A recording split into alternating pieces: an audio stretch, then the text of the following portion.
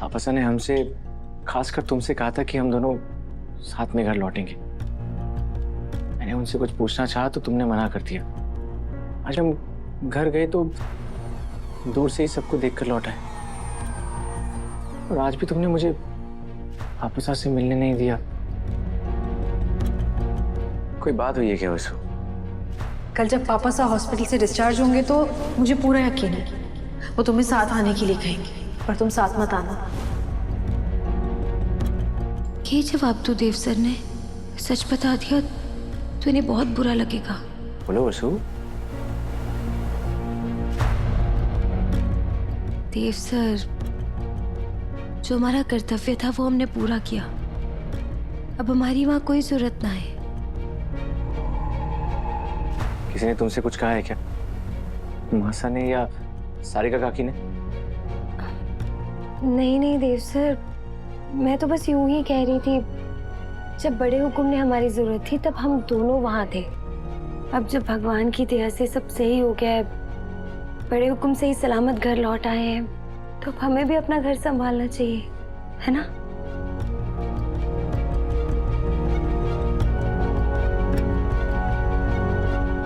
वसु की हर बात का कोई ना कोई मतलब होता है। मालूम तो करके रहूंगा कि आखिर चल क्या रहा है इसके मन में।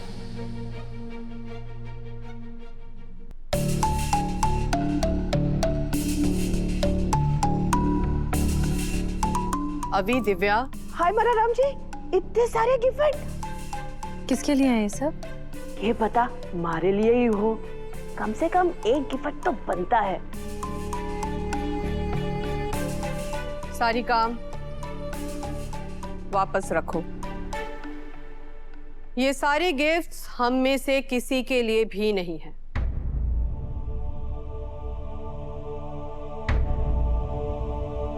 तुम दोनों कल जाकर उन दोनों को ये गिफ्ट्स दे आना।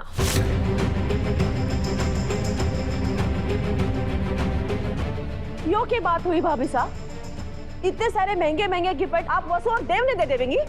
क्योंकि चंद्रिका सिंह चौहान किसी का भी एहसान उधार नहीं रखती। वसुधा ने हमारा व्रत पूरा करने में हमारी मदद की, जिसकी वजह से हमारी पूजा संपन्न हुई और सा को फिर से एक नई जिंदगी मिली। अगर ये कोई और भी करता तो भी हम उसे दिल से धन्यवाद करते, तो इन्हें क्यों नहीं? अभी तुम लोग जाकर ये गिफ्ट्स दे आना।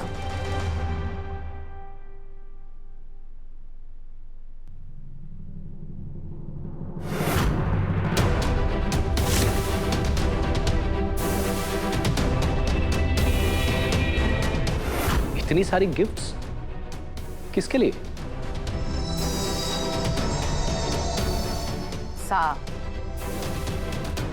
आपको डॉक्टर ने मना किया है ना? आप नीचे क्यों आ गए? चलिए रेस्ट करिए।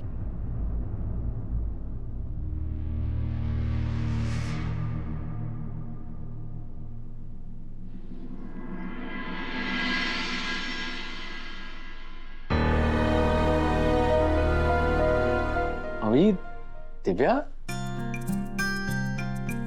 आओ अंदर आओ, आ जाओ आ जाओ आ जाओ। आज सुबह सुबह दादा की याद कैसे आ गई? बैठो।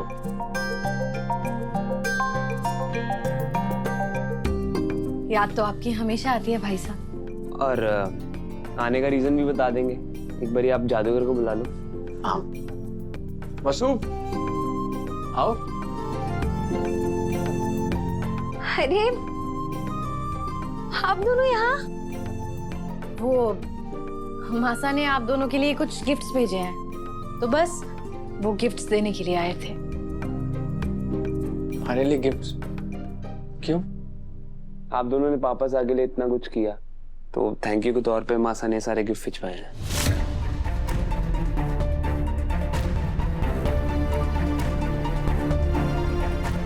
मासा के लिए हम इतने पढ़ाई कब से हो गए कि हम अपने ही पापा सा के लिए कुछ करेंगे और जवाब में मासा हमें थैंक यू और गिफ्ट्स भेजेंगी। मैं आपका दुख समझूं देव सर। अच्छा, वैसे आप दोनों चाहे जिस भी वजह से यहाँ आए हो, लेकिन आप दोनों का आना हमारे घर में त्योहार से कम ना है। इसलिए हम आपको बिना खाए तो बिल्कुल नहीं जाने देंगे। तो बताइए, क्या खाएंगे आप दोनों? अभी सर बताइए ना, क्या खाएंगे आप? मिस्सी रोटी, गट्टे की सब्जी, चूरमा, मखाने की खीर और दाल पकवान और पुलाव, केसर रबड़ी वाला जो स्पेशल दूध आप बनाती हैं वो बना दीजिए। इसमें से जो बन जाए बना दीजिए भाभी साहब। भाभी साहब क्या हुआ? आप खड़ी खड़ी देख क्या रही हैं? लिस्ट बहुत लंबी है। भाभी साहब जाइए ना किचन में बनाइए। मुझे नहीं लगता कि जादूगर का और दादा का मन है हमें कुछ टेस्टी खिलाने का। वैसे भी हम गिफ्ट देने आए थे। हाँ, गिफ्ट तो दे दिए। चलिए दिव्या जी हम चलते हैं घर चलते। अरे नहीं, अभी सर दिव्या मैडम सुनिए, तो ऐसे नहीं जाने देंगे हम आपको। भले ही मैं इतना सब ना बना पाऊंगी, लेकिन कम से कम मैं वो तो बना ही दूंगी जो मैं बना पाऊंगी।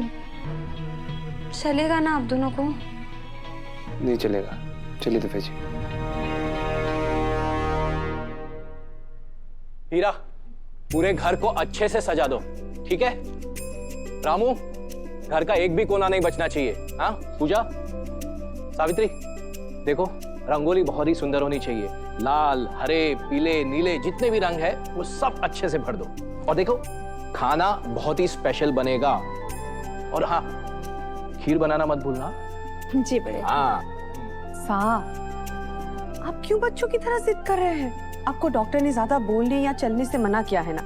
चलिए आप आराम कीजिए। और सजावट, कोई त्योहार है क्या? दिवाली। वो तो कब की आकर चली गई। नहीं चंदा, हमारी दिवाली आज है। थोड़ा सा धीरज रखो, तुम्हें सब पता चल जाएगा। अरे भाई जल्दी करो, हाथ चलाओ, चलो जल्दी, वहां पर भी बाकी है अभी। हाँ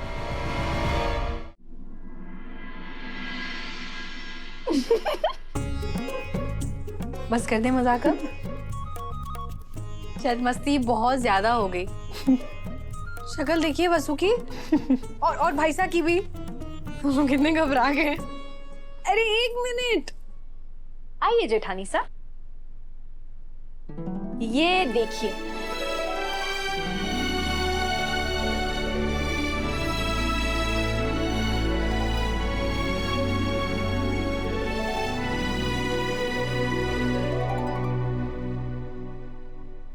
ये सब क्या है दिव्या मैडम? बात दरअसल ये है जेठानी साहब कि अविनाश जी ने अभी अभी आपको पसंदीदा खाने की जो लिस्ट बताई है ना, वो सब हम खाएंगे तो जरूर, लेकिन यहाँ नहीं, अपने घर चल के।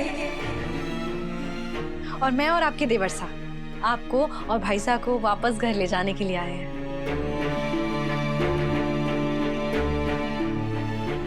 लेकिन दिव्या मैडम, वो आपने तुम्हारे को कहा था कि मैं चौहान हाउस से दूर रहूं, यहाँ से चली जाऊं। मैंने ऐसा इसलिए कहा था जिससे कि मैं तुम्हें उस घर में पूरे शान और सम्मान के साथ बुला सकूं जिस घर की तुम बड़ी बहू हो।